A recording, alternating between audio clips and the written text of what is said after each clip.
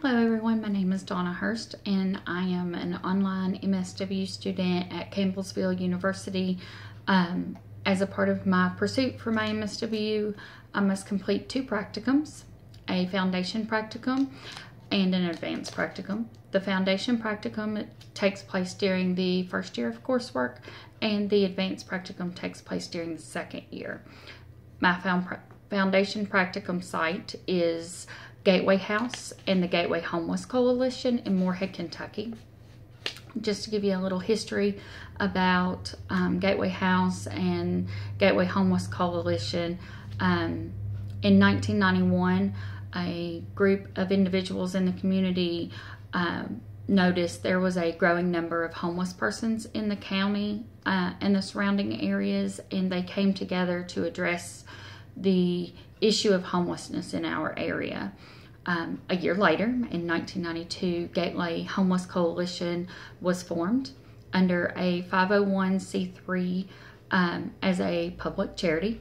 A local church here in Morehead donated a house for the coalition to use, and the first Gateway House opened its doors as an emergency shelter to homeless individuals in the area.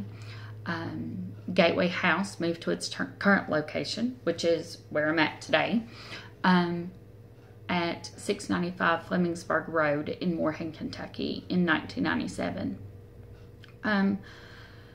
Most people, when they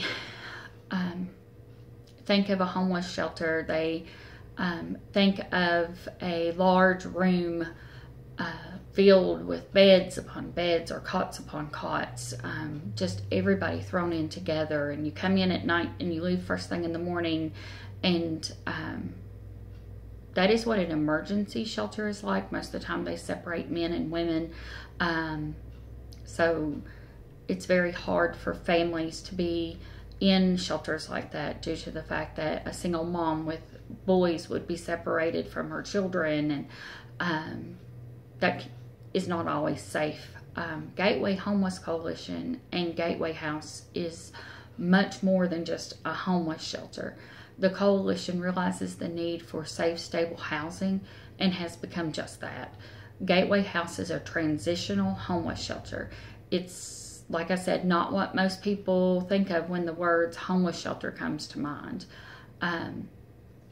The Gateway House is a single-family residence, which has been transformed and remodeled over the years to provide a home-like environment to its residents. Currently, it is a 6-bedroom, 3-bath, single-story home with a walkout basement. Has a full kitchen, living room, dining room, family room. The bedrooms are set up to house a certain number of residents, but with the addition of portable cots, cribs, and toddler beds, that number can easily house, those rooms can easily house more. Currently, there is only one opening here at the house, and that opening is for a single male. Bedroom number 1 is a handicap accessible room.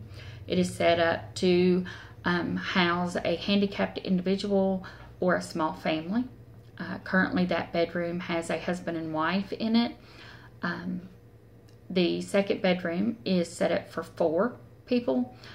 It is currently home to a family of 7, with the addition of a toddler bed and 2 cots. Bedroom number 3 is set up for 2. That is housing a family of 3 right now, with the addition of a cot. The 4th bedroom is the private and personal domain of the resident night manager. He provides security, management, and maintenance services for the house after hours in return for free room and board. The night manager is a former resident of Gateway House. Bedroom number 5 and 6 are on the lower level with the food pantry, laundry room, second and third bathrooms, an additional office space for the staff, as well as a computer lab for the residents to use during office hours. Bedroom number 5 is set up for 4 people. It is currently housing 5, 2 single moms plus their children, and a single female.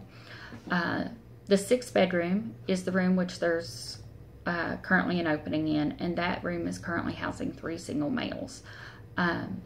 Not only does Gateway House offer housing, but they also provide food, hygiene and personal items, case management, advocacy, referral services to residents in the area.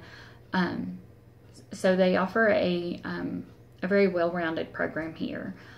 The program is a two-phase program, beginning with an on-site shelter and the services which are provided during the first phase.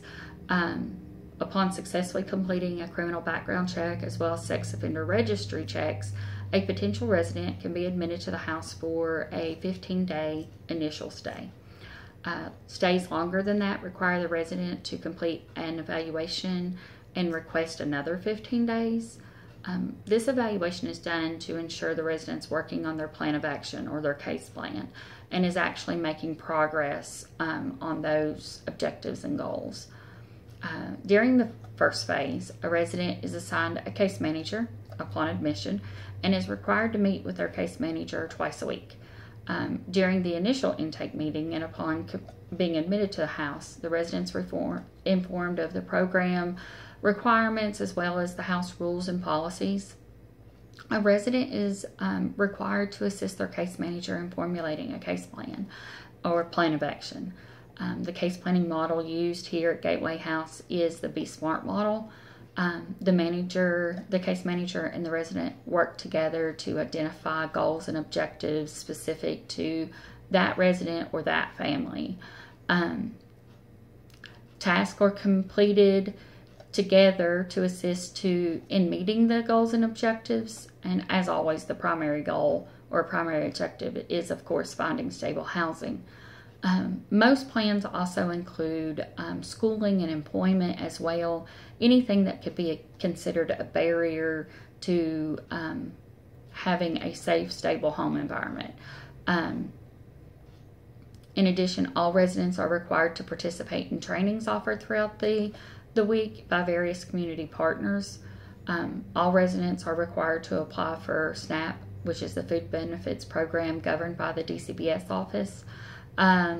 Those benefits are used to supplement the food provided by Gateway House. The house provides milk, bread, eggs, cheese, and lunch meat, and occasionally other items which are provided to the Homeless Coalition through donations and that sort of thing, and are housed in the pantry here. Residents are also required to participate and be involved in the running of the coalition in the house. A current or former resident serves on the board of directors, and all residents are assigned daily chores to help maintain a safe, clean, stable home environment while at the house. Every resident is required to look for employment if they're not currently employed, unless they're unable to work or receiving Social Security or disability. Residents must complete a budget with their case manager and are required to participate in a savings program by putting 50% of their expendable income in savings. This savings program is conducted on site, and it is done so that they will have a nest egg once they're out on their own and have moved on from Gateway House and the Homeless Coalition and this program. As I said, Gateway House provides on-site trainings through community partners, and in addition to that, they also have weekly resident meetings, which are mandatory for all residents, the trainings and the meetings, unless the resident has a previously scheduled doctor's appointment or are scheduled for school or work during that time. When a resident has become stable enough to transition out of phase 1, the resident is moved on to the second phase, which includes off-site housing through the Transitional Housing Program. This program provides residents with assistance in paying deposits for rent and utilities such as gas, water, sewer, trash, electric.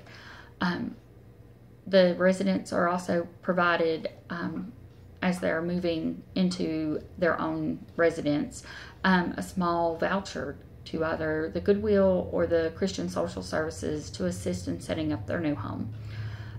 In addition, the program can also assist residents in paying their rent for up to 2 years, which is a huge help in maintaining stable housing.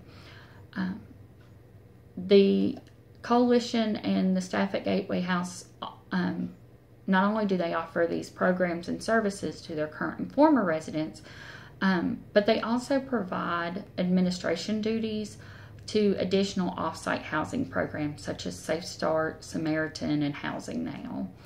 The coalition is governed by a board of directors.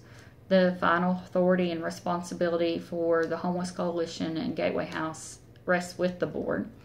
The daily operations and responsibilities of the house and the coalition are the responsibility of the executive director. Currently, that individual is Marilyn Smith. Marilyn has been with Gateway House for numerous years and is a huge advocate for those in need in our community here in Morehead and the surrounding areas. In addition to Marilyn and the board, the coalition and the house are staffed by, as I said earlier, a resident night manager, and then also Assistant Director Paul Simish, who also serves on the board, the housing director, Tina Smith, and a full-time employed case manager, whose name is Anthony Criswell. The full-time staff is assisted by 2 AmeriCorps staff members who give 2 years of service to the house and the coalition or other charities in the community to in return for help with college expenses and a small monthly stipend. Currently, the 2 AmeriCorps members at Gateway House are Derek Piercy and Amanda Collins, and they both provide case management services to clients here. The coalition, the Gateway Homeless Coalition and Gateway House are both completely funded through local, state, and federal grants and charitable donations. Without the help of the programs and grants through Housing and Urban Development, or HUD, or Kentucky Housing Corporation, this shelter could not function. It would not be in existence. Currently, the shelter is a transitional housing program, but during this year, the 2016 year, the Gateway Housing Coalition and Gateway House will be transitioning to a new program called Rapid Rehousing Program, and this program will work to rapidly transition homeless individuals into permanent housing much quicker than the transitional housing program. And we'll provide case management services to those individuals to ensure housing is maintained. Now, as for walking you through the house and giving you a complete tour, unfortunately, as much as I would love to do it, I'm unable to do that due to HIPAA and confidentiality policies. However, Gateway House has a website, and it is www.gatewayhouseky.org, and there's a photo gallery of the house on there, and some of the pictures are older, but it would definitely provide you with an idea of what Gateway House is trying to offer its residents, and that is a home. And which a lot of individuals, some of which have never had. So I can't say enough about the program here and about the work that the staff members do here at Gateway House. Everybody has the right to have a roof over their heads and a place to call home. And for the residents of Gateway House, they're very, very lucky in that they have this house to call home.